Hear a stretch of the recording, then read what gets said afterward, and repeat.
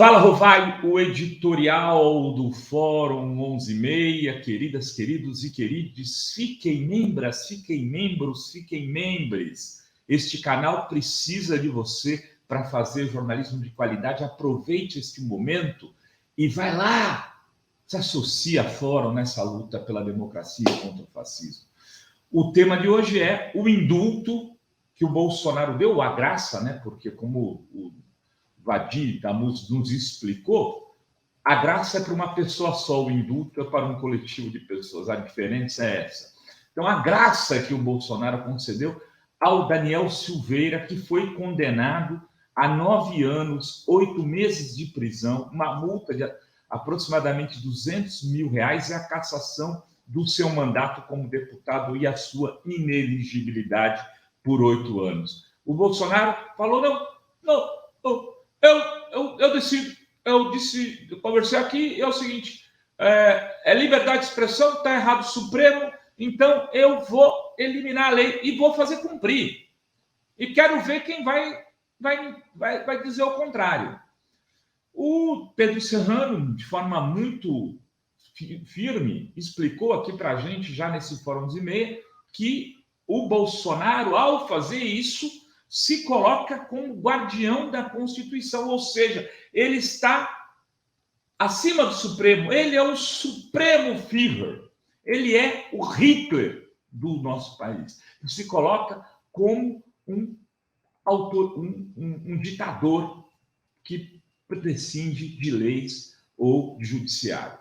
É essa a posição que o Bolsonaro assumiu. Mas ele fez isso porque ele é um maluquete, porque ele é meio atrapalhado, porque ele não tem assessoria, inclusive porque ele soltou esse tal de indulto, graça, sem que o processo tivesse tramitado e julgado. Qualquer advogado de porta de esquina ou de cadeia, né, como o Marco Aurélio Carvalho disse, saberia dizer, presidente, o senhor tem que esperar. Mas por que ele não esperou?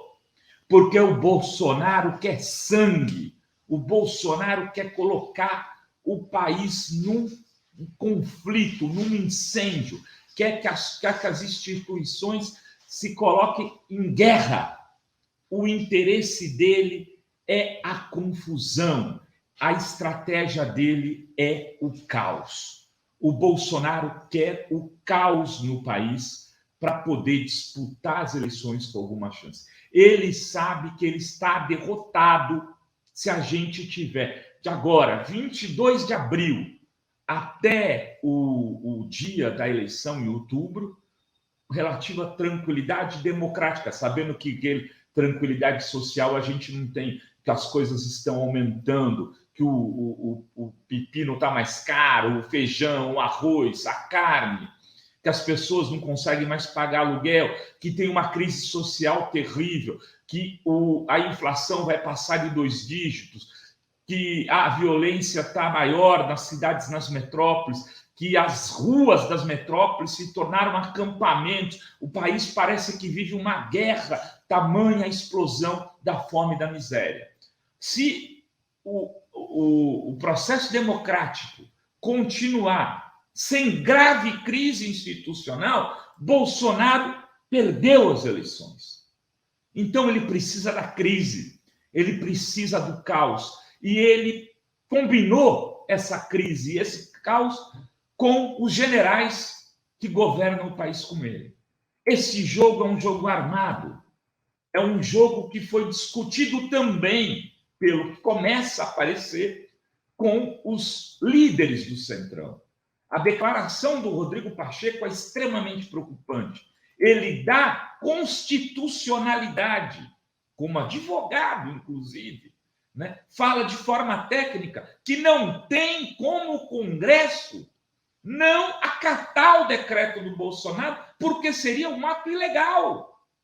Ou seja, ele dá garantias técnicas a uma decisão que parece ser política já do Centrão e que ele, como muito esperto, sentiu o cheiro, viu que o Congresso vai com Bolsonaro, a maior parte dele, vai enfrentar o Supremo, né? E Então, ele não quer perder a parada, quer estar do lado que vai ganhar. Essa declaração do Rodrigo Pacheco precisa ser interpretada, a meu ver, a partir dessa constatação de que deve ter havido um acordo anterior, e começam a sair matérias nesse sentido, mostrando que as Forças Armadas e o Centrão foram consultados antes dessa decisão. E essa decisão isola completamente o Supremo, e isso interessa demais ao bolsonarismo, e isso incendeia as redes bolsonaristas. A gente vai apresentar daqui a pouco aqui um estudo das redes ontem, feita pelo Dataforum, coordenado pelo Edgar Piscino e Antônio Arves, com infográficos do nosso Cido. Esse estudo mostra que a rede bolsonarista performou 49% das conversas políticas de ontem. E que os tweets do Bolsonaro tiveram uma explosão de retweets muito maior do que do Lula, por exemplo. Bolsonaro ontem fez 17 mil RTs num post. Uma advogada que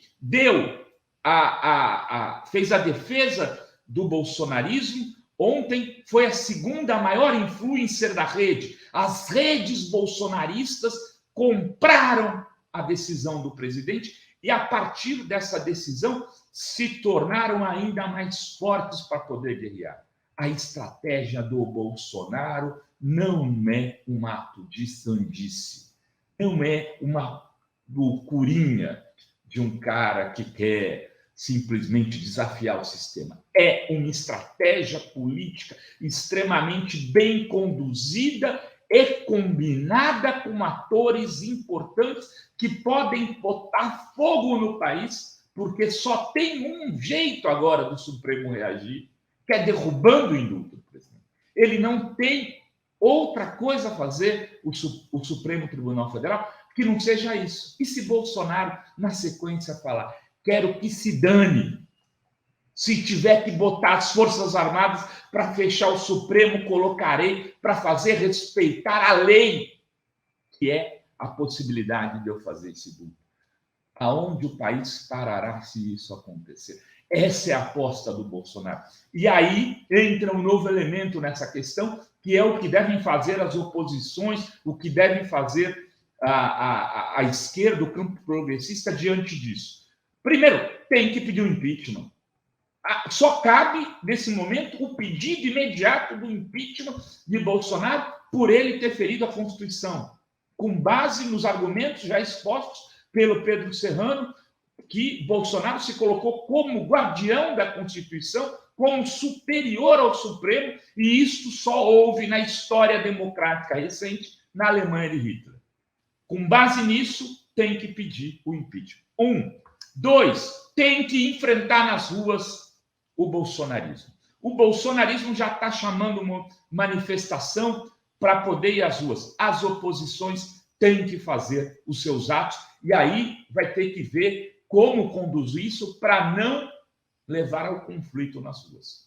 A gente não pode apostar nesse momento no país incendiado. O país incendiado é o caos, é o que interessa a Bolsonaro, para que ele jogue, talvez com a hipótese que já esteja começando a ser operada nas casernas do país, que é o adiamento dessa eleição.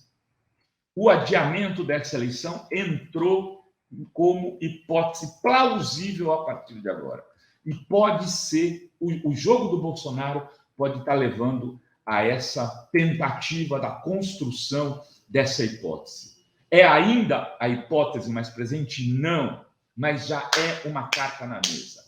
Se o bicho pegar, se a favela descer estimulada pelas milícias, que pode ser uma estratégia de um lado, e o Supremo e Executivo e Legislativo, como o Centrão, se colocarem do outro, com o apoio das Forças Armadas, é o caos. O caos precisa do quê? De alguém que diga: peraí, não tem condição de ter eleição. Isso pode interessar, inclusive, a uma parte das elites. É bom ficar esperto. Lula é um cara que opera a política há mais de 30 anos, já deve ter essas leituras colocadas na mesa, essas hipóteses sendo debatidas, inclusive, por seus assessores. Lula vai ter que se mexer agora com muita sutileza, né, com muita destreza, e qualquer declaração do Lula agora tem que ser muito bem pensada. Né? O Bolsonaro quer transformá-lo no seu outro lado, quer, inclusive, interessa cunhar o Lula como líder da crise do caos. E o Lula tem que falar, de alguma maneira, com setores moderados e trazê-los para a oposição a esse bolsonarismo, tentando aproveitar isso. Enfim, teremos dias tensos e bastante quentes pela frente. Ficamos por aqui neste Fala Rovai. Beijos, beijos e beijos a todas, todos e todes.